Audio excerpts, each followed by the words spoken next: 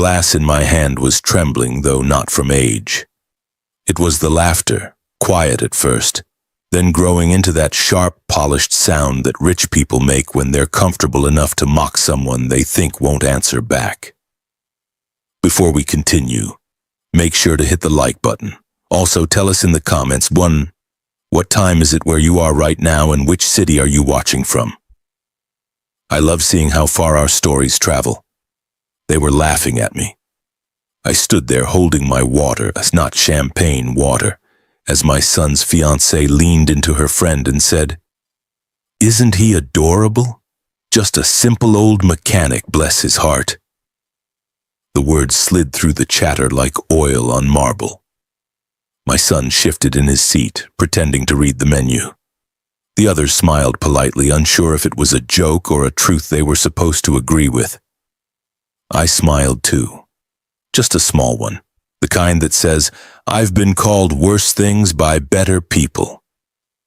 The dinner was being held at some country club north of town, all white linen, cut crystal, and chandeliers heavy enough to crush a man's pride if he stood under them too long. The kind of place where the waiters move like ghosts, silent and efficient, and the air smells like money that's never been folded. I wasn't supposed to be uncomfortable, but I was. The silverware was too light. The people were too loud. My hands, scarred and still rough from a lifetime of engines, steel, and heat, looked out of place against that tablecloth. They were serving duck. I'd have given anything for a burger and a good draft beer. The fiancée, polished, perfect, practiced, raised her glass. "To family," she said, her smile wide and camera ready. "And to new beginnings." Everyone clinked glasses, though mine stayed on the table. I watched the bubbles rise in her champagne flute and thought about all the nights I'd come home smelling like grease and gasoline so that my son could grow up never knowing what hunger felt like. She didn't mean to hurt me, not really. People like her rarely do, they just don't see you. Not for what you are, only for what you aren't. Her father joined the toast with a booming laugh, mentioning their legacy business in high-performance vehicles, their expansion, their brand. When he looked at me, he said, "Maybe you've worked on some of our cars, huh?" I nodded. "Something like that." He chuckled, not realizing how true that was. My son caught my eye then, a flicker of guilt crossing his face. For a second I thought he'd speak up, maybe even correct them, but he didn't. He just looked away like a man staring into a mirror he didn't recognize. I felt that one deep. Not because of the insult. I've had worse from men in suits and kids with wrenches. But because silence from your own blood cuts deeper than any stranger's words. A waiter dropped a spoon somewhere behind us. The sharp clang echoed through the room. People laughed it off. I didn't. It sounded like a spark snapping off a wire. Small, but enough to start something if it lands right. I stayed through dessert, though I didn't eat much. Lemon soufflé doesn't sit right on an empty heart. When the dinner ended, everyone drifted toward the patio for photos. I lingered by the door, watching my son laugh with his future in-laws, his tie catching the golden light just right. He looked happy. Or maybe he looked practiced. Hard to tell the difference anymore. She came up to me again, the fiancée, and said, "Jax, thank you for coming. It means so much that you could make it."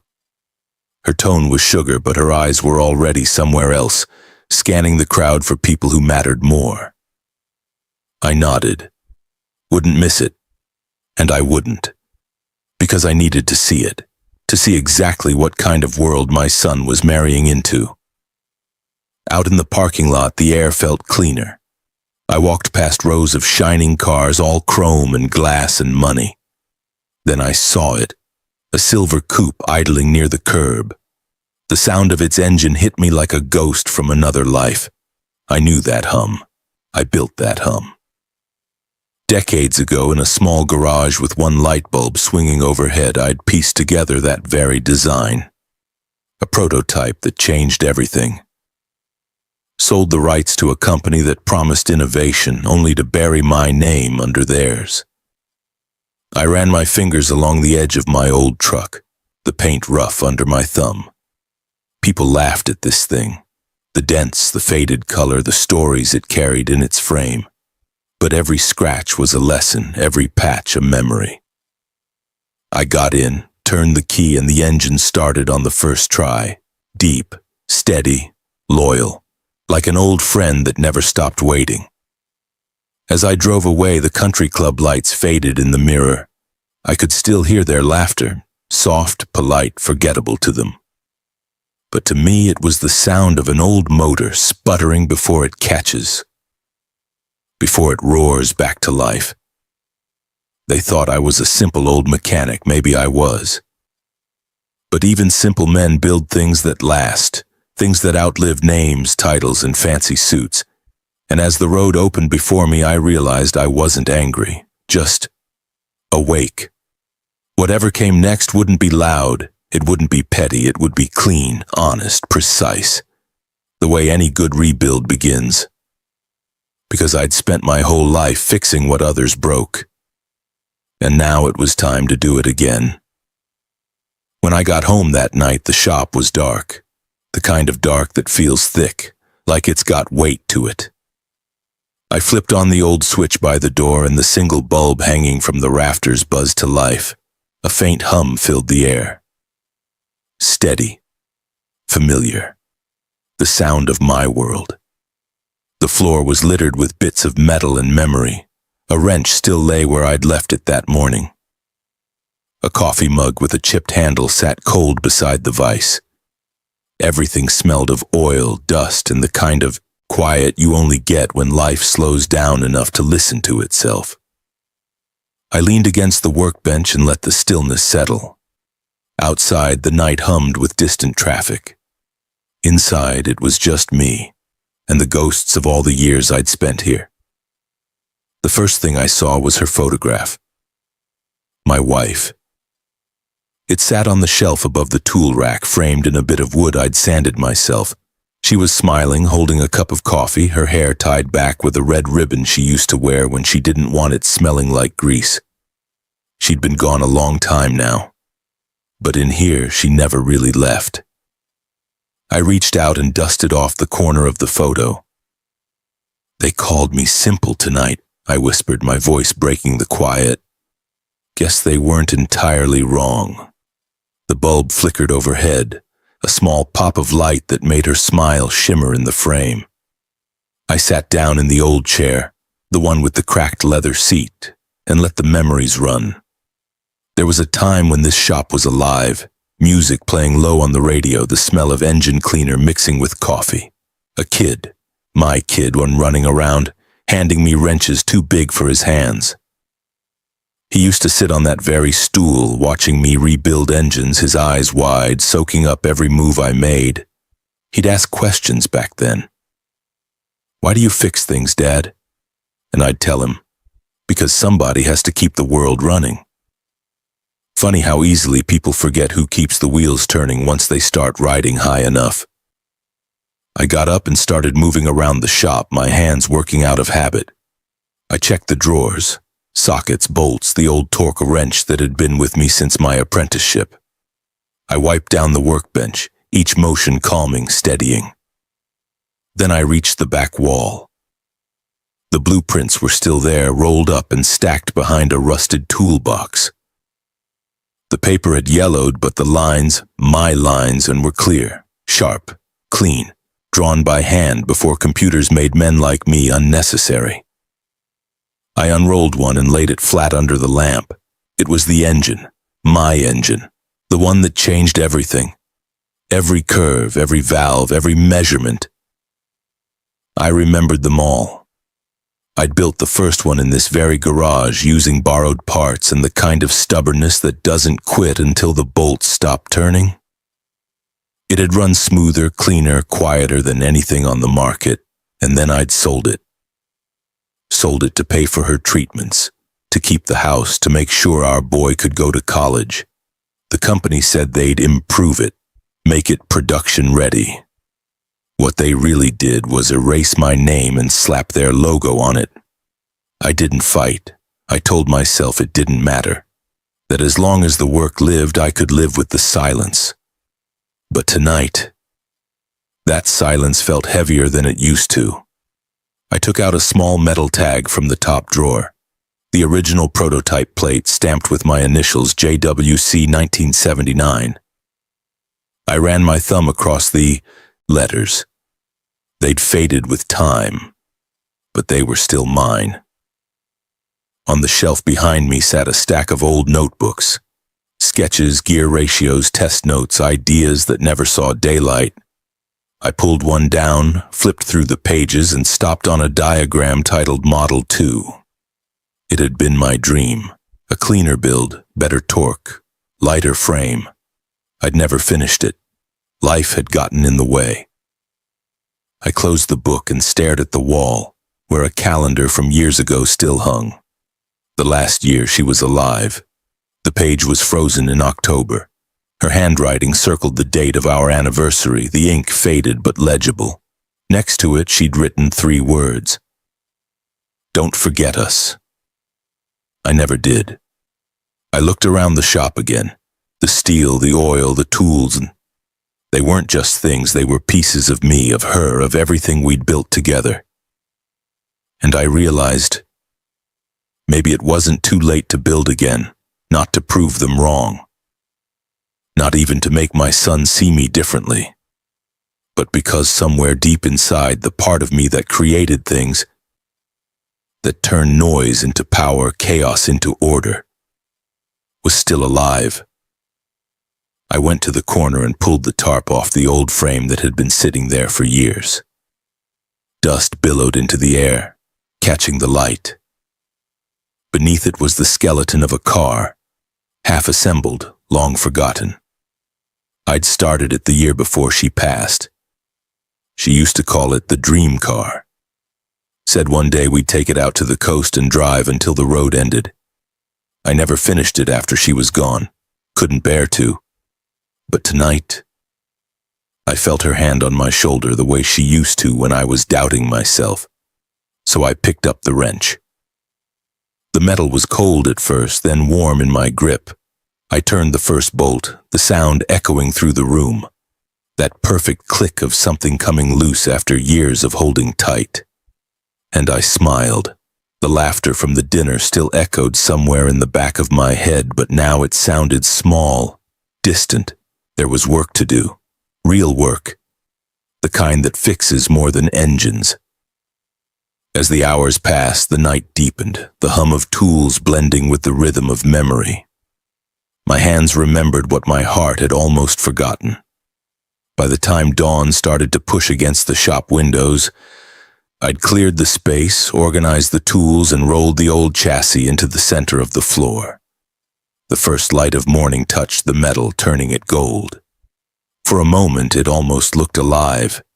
I stood there, breathing in the scent of oil and hope, and whispered, "All right, old girl, let's finish what we started."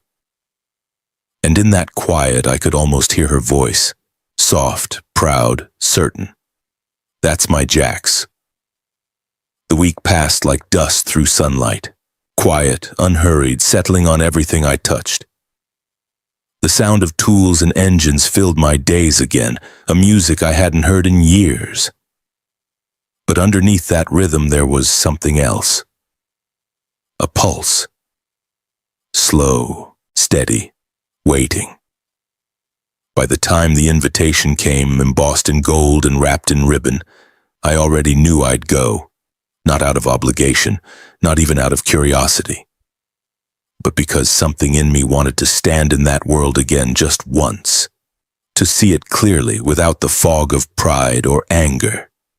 The card read, "Engagement celebration, formal attire." I smiled when I read that part. The last time I wore a suit, it was to bury my wife. It still hung in the closet, smelling faintly of cedar and thyme. I tried it on. It fit. Not perfectly, but close enough. I stood in front of the mirror, tugged at the cuffs, and saw a man with lines carved deep around his eyes and oil scars that no suit could hide. I thought of what she'd say if she saw me. Stand tall, Jax. You've got nothing to prove. So that's what I did. The party was at the fiancé's family estate this time.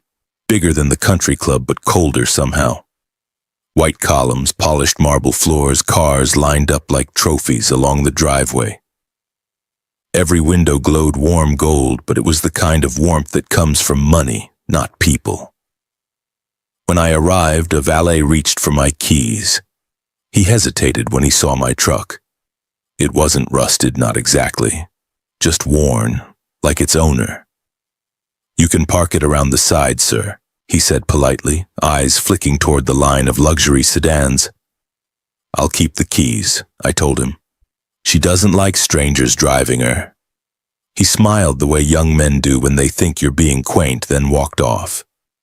Inside, the music was soft, some kind of piano piece that didn't know whether to be background or art. The room was filled with people in clothes that whispered when they moved. My son spotted me near the entrance and came over, smiling like a man trying to hold too many pieces of himself together. "Dad," he said, voice low, "you made it. Wouldn't miss it." He straightened my collar like I was still the man who taught him to tie his first tie. Then he introduced me to a group of people, colleagues of his future in-laws, investors, friends who all looked the same from the neck down. Every handshake was soft, every smile exact. The fiancée appeared a few minutes later, glowing like she'd rehearsed it. "Jax," she said, kissing the air beside my cheek. "So glad you could come. We weren't sure if it was your kind of thing. My kind of thing." I looked around at the chandeliers, the laughter, the way everyone seemed to be waiting for someone else to validate their presence. Then I said, "Don't worry. It's just wires and light, same as anywhere else." She blinked, not understanding, and excused herself to mingle. The rest of the night moved in small, polite humiliations. Little things. A waiter offering to show me where the restroom is before I even asked. A guest asking if I'd ever done body work on imports. The fiancé's father, red-faced and half-drunk, telling a story about hard work that ended with him buying a company rather than building one. Every word rolled over me like rain. I noticed details the others didn't, the way the floor creaked near the service door, the hum of the generator outside, the slight flicker in the lighting rig over the dance floor. I couldn't help it. Old habits die slow. The place had been wired too quickly. Someone had cut corners. I drifted toward the open patio, needing air. That's when I heard the voices, her and one of her friends, just around the corner. "He's sweet, I guess," the friend said. "Reminds me of those old guys at car shows." The fiancé laughed softly. "Yeah, but I told him to take an Uber. That truck of his looks like it belongs at a junkyard. I can't have that in photos." They both laughed. Soft, practiced cruel without meaning to be. I stepped back before they saw me, stared at my reflection in the glass door. The suit, the tired eyes, the hands that had built engines that ran cleaner than any of the cars out front. I could have walked out right then, driven home, shut the world out, gone back to my shop and my silence. But something in me stayed. The night moved on. Speeches, applause, champagne. A string quartet played under the chandelier I'd been eyeing earlier. The flicker was worse now. I almost wanted to grab a ladder and fix it myself. Then the fiancée took the microphone. "I just want to thank everyone," she said, "especially our parents who gave us everything." She paused. "And of course my fiancé's father for being here tonight." A spotlight found me. My son smiled at me from across the room, trying to look proud. I raised my glass, nodded once. She hesitated, then added, "He's truly one of a kind."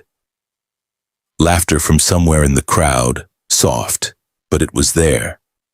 I looked down into my glass, the champagne untouched, and saw the reflection of the light overhead.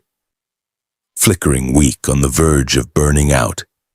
That's when it hit me. They all thought I'd built nothing, that I'd lived and died under the hood of other men's dreams.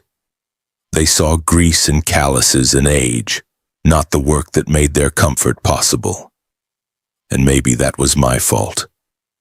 Maybe I'd spent too long being quiet, believing that what mattered most didn't need to be said out loud. But there's a difference between humility and invisibility. The next morning, I walked into my shop before sunrise. The smell of oil hit me like truth. I flipped on the light, set my coffee down, and pulled the tarp off the frame I'd uncovered. It sat there in the half-light. My unfinished dream. Steel bones and silent promise. I brushed my hand along the chassis, cold and waiting. "They think I'm just a mechanic," I whispered. "All right then." I rolled up my sleeves, tied back my hair, and started sorting through parts. Each piece I touched felt alive again, humming with the kind of certainty you can't buy or fake. The wrench turned, the metal sang. And somewhere between the whir of the grinder and the hiss of the torch, I realized I wasn't trying to prove anything. I was remembering who I was before the world got loud. By the time daylight hit the shop windows, the engine mount was in place. The design, my design, sat open on the workbench beside it. The next version, lighter, faster, smarter. I could almost hear her voice again, soft and steady. "Keep going, Jax." And I did. Because no matter how much they laughed, no matter how many chandeliers flickered over their polished tables, I still had one thing they'd never understand. I built things that worked, and soon enough, they'd see. Morning broke cold and silver, the kind of morning that smells like metal and possibility. I'd fallen asleep in the chair again, a socket wrench still in my hand. The radio was whispering some old blues song I couldn't quite place. It blended with the soft tick of the cooling engine block beside me. The sound of steel exhaling after being worked. The world outside was waking up, but in my shop, time had its own pulse. I rubbed the sleep from my eyes, stretched, and looked around. The place was alive again. Tools neatly lined, blueprints pinned to the wall, the faint shimmer of grease under the light. The frame sat in the center like a patient waiting for its heart. I'd spent most of the night stripping it down, removing the rust, sanding the metal, prepping the skeleton for the kind of rebirth only love and sweat can give. Every bolt I turned felt like unlocking a piece of myself that had been sealed away. By noon, I had the new pistons laid out like soldiers waiting for orders. They were clean, precise, beautiful.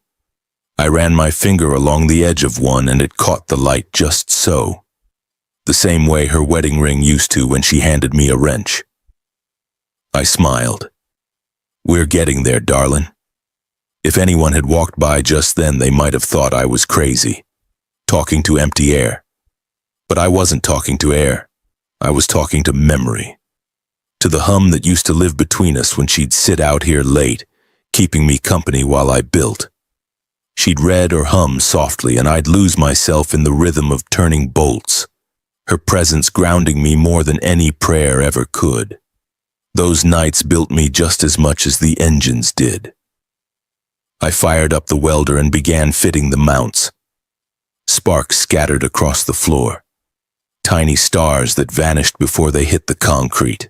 The smell of molten steel filled the air, sharp and honest. It reminded me of the first time I'd tested the original design all those years ago. Back then, I didn't have the fancy tools or the space. Just a borrowed welder, a cracked workbench, and a stubborn heart. The prototype had been everything we had, every hour, every dollar, every dream. And it worked, ran smoother than anything on the market. I still remember the first time that engine caught. The way it purred low and confident, like it knew what it was. I'd cried that night quietly while she laughed and hugged me so tight I couldn't breathe. That was the night I knew I'd built something bigger than an engine. I'd built proof that we could make something that lasted. Then came the deal, the company that promised to partner with me, They sent men in suits who shook my hand too hard and smiled too wide. I signed the papers because we needed the money. Our son's college acceptance letter had come that same week, and her treatments weren't cheap. They said they'd honor my design. They didn't. But I told myself it was fine, that what mattered was survival, that building things that worked was enough, even if nobody knew who built them. Now, decades later, I looked at that new block of metal in front of me and realized it wasn't about the company. It wasn't about them taking my name off the design.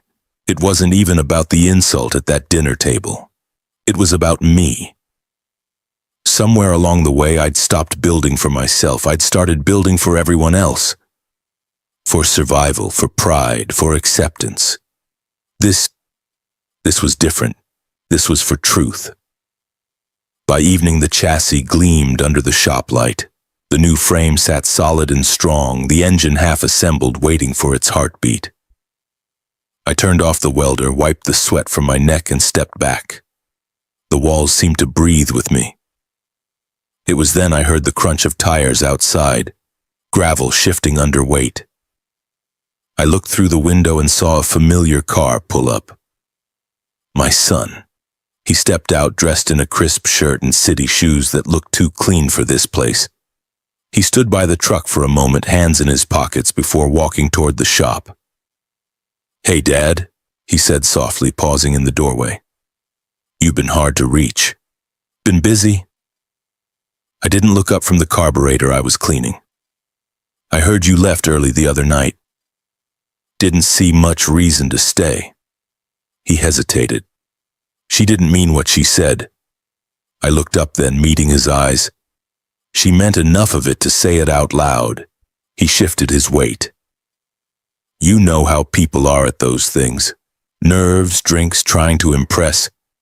I set the part down gently. "If mocking where you come from impresses anyone, maybe you're standing in the wrong room." He opened his mouth, then closed it again. His shoulders dropped a little. "You're right." Silence filled the shop, the kind that's heavy but not hostile. He walked closer, eyes roaming over the frame. "You working on something new?" "Old," I said, "just giving it another shot." He ran a hand along the metal. "Looks good." I watched him, really watched him. The boy who used to sit on the stool while I worked was gone. This was a man now, one trying to fit into a world that didn't know what to do with men like me. "Did I ever tell you," I said, "why I sold the patent?" He frowned. "You told me we needed the money." "That's true," I said, "but that wasn't the only reason." He waited. "I thought maybe if I gave it to them, they'd see I could build something real. That I belonged. That we belonged." I looked at him then. Took me 40 years to realize belonging's not something you buy, it's something you build. He swallowed hard. "Dad, I held up a hand. "You don't owe me an apology, son. Just don't forget what made you. The people, the grit, the long nights. Don't ever be ashamed of it." He nodded, quiet. There was a flicker of something in his eyes, maybe pride, maybe regret. Hard to tell. When he left, the shop felt lighter. I went back to work, finishing the fittings, the sound of the wrench turning like a heartbeat, steadying itself. At midnight, I turned the key for the first test. The engine sputtered, then caught. A deep, rich growl filled the air, smoother than silk, stronger than memory. I closed my eyes and felt it vibrate through the floorboards, through me. That sound, that was my truth. They called me a simple old mechanic, maybe I was. But simple men build the bones of the world, and when I stepped back, covered in sweat and sparks, I realized something. I didn't just rebuild a machine tonight. I rebuilt myself. By the time the next event came around, the car was finished. I stood in the doorway of my shop that morning, the sun cutting through the haze like a slow exhale. Dust motes hung in the light, spinning lazy circles around the thing I'd built, no, rebuilt. The frame gleamed a deep gunmetal gray, polished by hand until I could see my reflection in the curve of the hood. It wasn't flashy, it didn't need to be.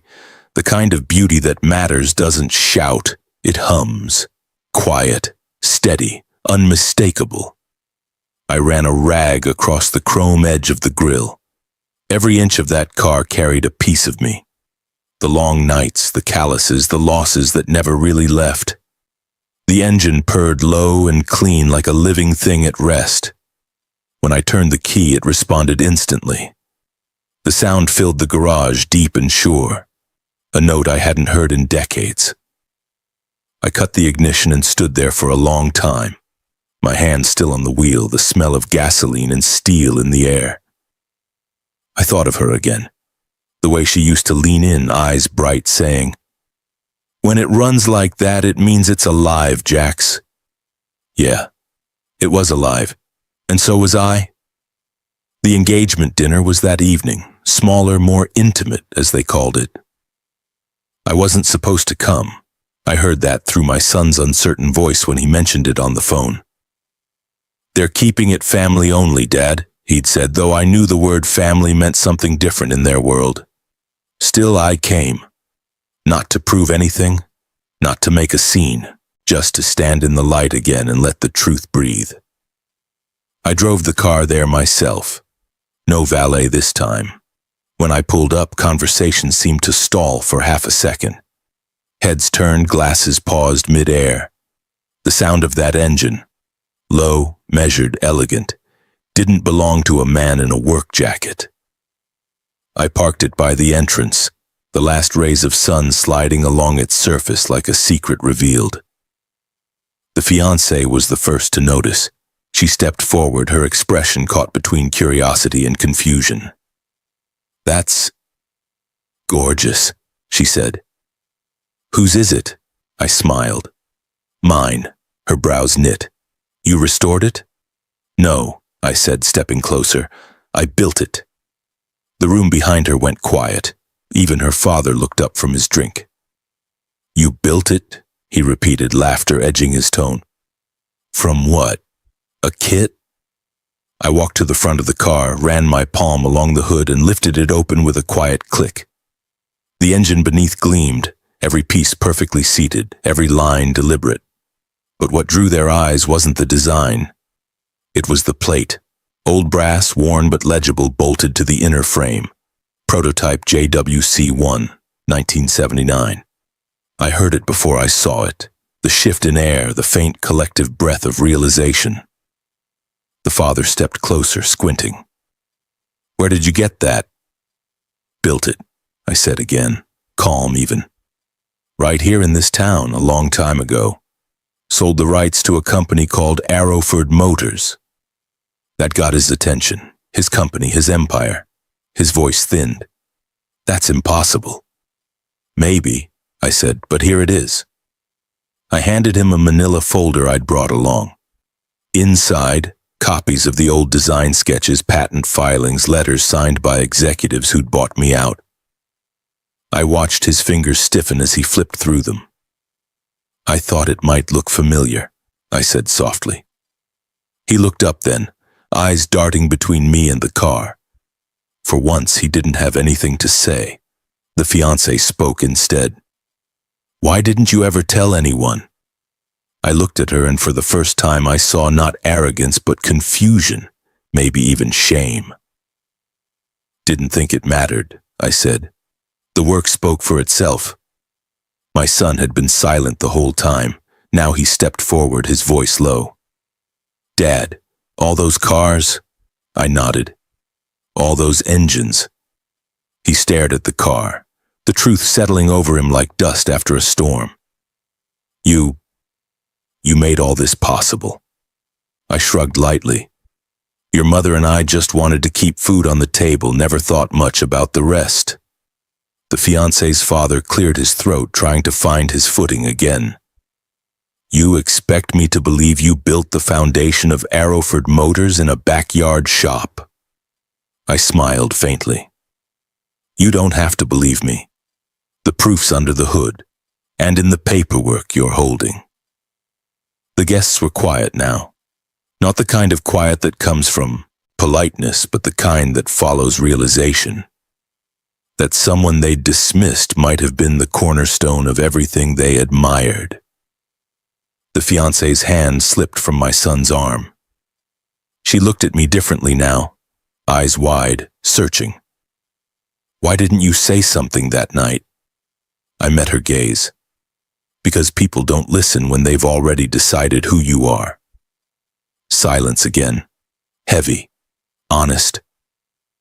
I closed the hood and stepped back. The crowd began to murmur, whispers threading through the air like wind through tall grass. The father turned away, his pride scrambling for cover, his hand trembling just enough for me to notice. My son was still standing there staring at the car, then at me.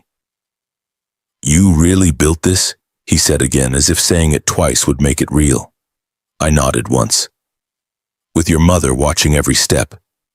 His jaw tightened, emotion flickering behind his eyes. He looked at the fiancée, then, at the way she stood, her confidence dimmed. He didn't say anything, but I saw it, the line that had cracked between them. I didn't stay long after that. I'd said what needed saying, without saying much at all. Truth has a way of speaking louder than any speech. When I walked back to the car, people moved aside. The engine started on the first turn of the key, the same smooth growl as before. As I pulled away, the lights of the estate glowed in my mirror, smaller, fainter, almost fragile. I drove through the quiet streets of town, the hum of the car beneath me steady and pure. Halfway home, I stopped by the overlook just past the old bridge. The night was cool, the air sharp with rain that hadn't yet fallen. I cut the engine and sat there, listening to the ticking of the cooling metal. She would have loved this moment. Not the vindication, but the silence after. The peace that comes when something you built finally breathes on its own. I looked out over the dark hills, the town lights scattered like stars below. We did it, I whispered. And in that stillness I could almost hear her laugh again. Soft, certain, full of pride. The past had finally met the present, and this time, it bowed its head.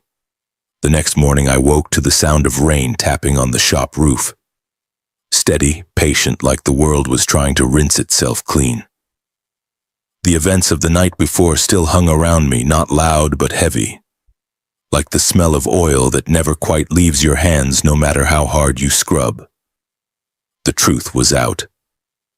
I hadn't shouted it, hadn't thrown it in anyone's face. I just opened the hood, and sometimes that's enough. I made coffee the way she used to, strong, black, a hint of salt in the grounds. The radio mumbled in the corner, all static and old country songs. I sat by the workbench, staring at the rain running down the window in crooked lines, thinking about what comes after a man stops being invisible. The phone rang around 9. I let it ring twice, before answering. Dad. My son's voice was quiet, careful. Morning, I said, keeping mine even. I wanted to come by. Doors open. He arrived 20 minutes later, still in the same shirt from last night. The rain had flattened his hair and there was something raw about him, like the polish had finally worn off. He stood there for a second, just looking at me, at the car behind me, at the shop. Then he said, "They can't stop talking about it." Who? The guests. My fiancée's family. Her dad called a lawyer last night. I didn't even blink. To do what? Verify the documents, I guess. He gave a half laugh that didn't reach his eyes. He looked small, Dad. I've never seen him like that. He's not a bad man, I said. Just forgot what built his comfort. Happens to a lot of people. He nodded, biting his lip. He stopped.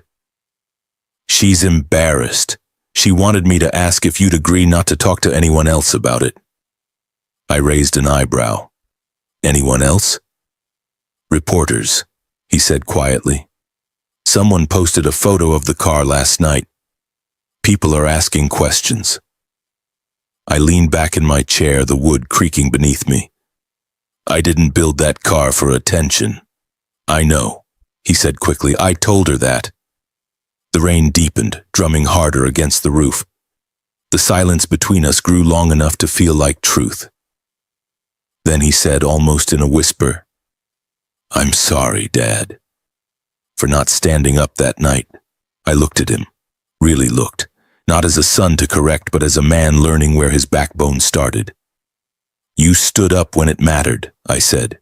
"That's enough." He shook his head. "No, it's not." He glanced toward the car, eyes wet, voice low. "I let them make you small in my world, and I didn't even see it happening." I walked over and put a hand on his shoulder. "The world's noisy, son. It's easy to mistake noise for worth. You know better now. That's what matters."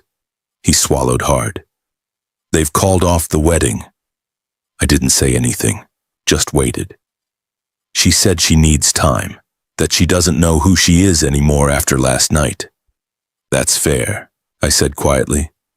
"Sometimes truth shakes the walls a bit before it settles." He managed a faint smile.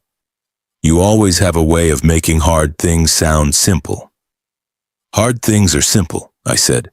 "We just dress them up until they look complicated." He laughed, a real one this time, tired but honest. Then his eyes softened. "Dad, that car, can I drive it?" I studied him for a moment. The boy who used to hand me wrenches had become a man who'd forgotten where they were kept. Now standing here, I could see him finding them again. "Sure," I said, tossing him the keys. "Just don't flood it." He grinned and climbed in.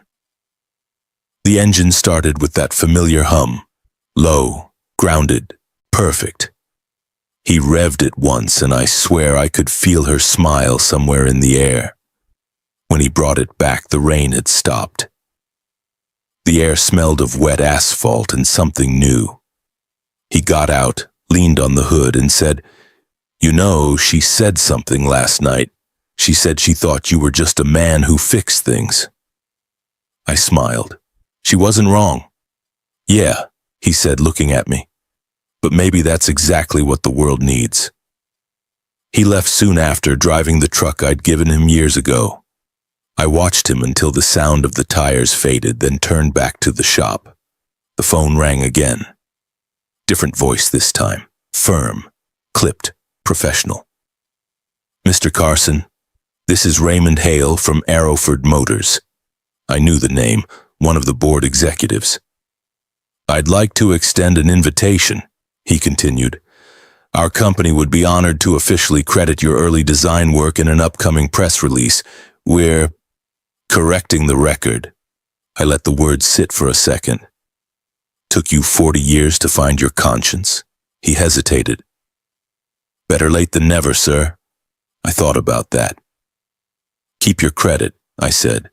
"Just pay your workers fair. Give them time off when their kids get sick. That's all the record I need corrected." He didn't know what to say. Finally, he muttered, "Understood." After I hung up, I went to the bench, poured another cup of coffee, and stood in the doorway watching the last of the clouds drift east. The sun was trying to break through, faint at first, then stronger, laying streaks of gold over the wet earth. The truth was out there now, somewhere beyond my reach. And that was fine. I'd never built it to keep. I'd built it to last. Later that day, my son came back. No suit this time, no tie. Just jeans and a quiet look in his eyes. "Mind if I help you with something?" he asked. I nodded toward the toolbox. "Grab a wrench. Let's see if you remember how to use one." He laughed softly and joined me. We worked side by side like we used to. No words, no tension, just rhythm. After a while, he said, "You ever regret selling it?" I tightened a bolt, wiped my hands on a rag. "Sometimes. But if I hadn't, you wouldn't have had the life you did. Regret doesn't fix what's already built. It just keeps you from building again." He nodded, eyes glinting with something like respect. The light shifted as the sun finally broke through the clouds, spilling warmth across the shop floor. It hit the car just right, the paint glowing like it was lit from within. I watched it for a long moment, then whispered almost to myself, "Steel doesn't lie, it keeps what you give it." My son looked at me. "What do you mean?" I smiled faintly. "You build with anger, it rattles. Build with love, it holds." He stared at the car, then back at me, and I could tell he understood, maybe for the first time in his life. The rain had washed everything clean. And in that quiet moment, with the smell of oil and sunlight mingling in the air, I realized something simple and unshakable. Revenge fades, pride fades, even names fade. But what we build, that's what stays. It's been 3 weeks since the night the truth came out. The air's colder now, the kind that makes the world smell sharper, cleaner, more honest somehow. The kind of air that carries sound farther, every creak of the shop door, every grind of metal, every heartbeat of an old man who finally stopped carrying other people's silence. I still start my mornings the same way, one mug of black coffee, one slow walk through the shop. But something's changed. The quiet doesn't feel empty anymore, it feels earned. The car sits in the center of the floor, the sun catching its edges like a slow pulse. I touch the hood every morning. Not out of pride, but gratitude. That machine carried more than power, it carried my story, my wife's laughter, my son's reckoning, my truth. Sometimes people pass by the open bay and stop to look. They don't know what it is, but they always pause. That's the kind of beauty I've come to trust. The kind that makes strangers quiet. The phone doesn't ring as much now. Arrowford went ahead with their statement.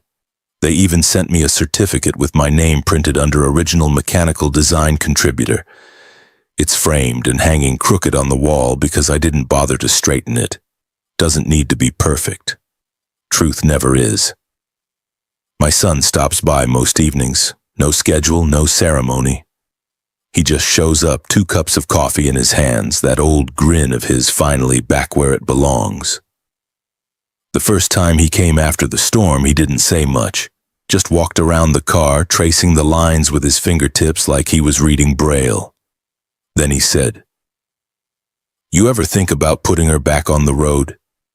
"She's never really left it," I told him. He smiled, and that was enough. Now when he comes, we work in companionable silence, the kind that lives between people who don't need to fill the air anymore. He's learning the tools again, remembering the difference between force and finesse, between fixing and understanding. Last night he brought a photo, one of the old ones. His mother sitting on the fender of the first prototype, sun in her hair, grease on her cheeks, smiling like she knew the world was about to turn. He'd found it in a box in the attic. I didn't say anything at first, just held it, the edges soft from time. "She'd be proud of you," he said quietly. I laughed under my breath. No, she'd be proud of us. Took us both a while to learn what she already knew. He tilted his head. "What's that?" "That love doesn't need polish. It just needs work." He smiled. And in that moment, I swear I saw her between us. The way she used to look when we finally got something right. Not big and loud, but true. This morning, I decided it was time. The road out of town calls to me sometimes. Long, winding, familiar. I wiped down the windshield, checked the fluids, tightened one last bolt. Old habits. When I slid into the seat, it felt like slipping back into a memory that still fit. The leather had softened over the years, the wheel was cool beneath my hands. The key turned and the engine came alive, that low hum filling the space like a heartbeat. Outside, my son was waiting. "Mind if I tag along?" he asked. I nodded toward the passenger seat. "Hop in." We pulled out of the driveway slow, gravel crunching under the tires. The town looked different somehow. Smaller, but not in a bad way. Just right-sized. The open road met us at the edge of the hill, the morning light spilling over the fields. The car moved smooth, steady. No rattles, no struggle. Just the sound of something made right. For a long stretch, neither of us spoke. Then my son said, "I used to think you just fixed cars." I smiled, keeping my eyes on the road. "I did." He shook his head. "No, Dad, you built something bigger than that." I didn't answer. I just let the engine speak for me. That deep, rhythmic growl that had outlasted doubt, mockery, and time. We reached the overlook where I'd stopped that night weeks ago. The sky was open, the kind of blue that feels like forgiveness. I parked the car and turned off the ignition. The silence that followed wasn't empty. It was full of everything that mattered. We got out and stood side by side, wind brushing through our jackets. Below us, the town shimmered faintly under the morning sun. "She'd like this," he said. "She would," I said, "especially the quiet." He glanced at me. "You ever think you'll build another one?" I ran my hand along the fender. "Maybe. Or maybe it's time to teach someone else how." He looked down at his hands, then at mine. Old, scarred, steady. "You mean me?" I smiled. "You already started." We stood there until the sun climbed higher, warming the hood, making the car look alive again. The wind shifted, carrying the faint smell of oil and rain and memory. I took a slow breath and let it fill my lungs. Some people spend their whole lives trying to build legacies out of money or names. But the truth is, legacies are quieter. They hum beneath the surface like an engine you forget is running because it just works.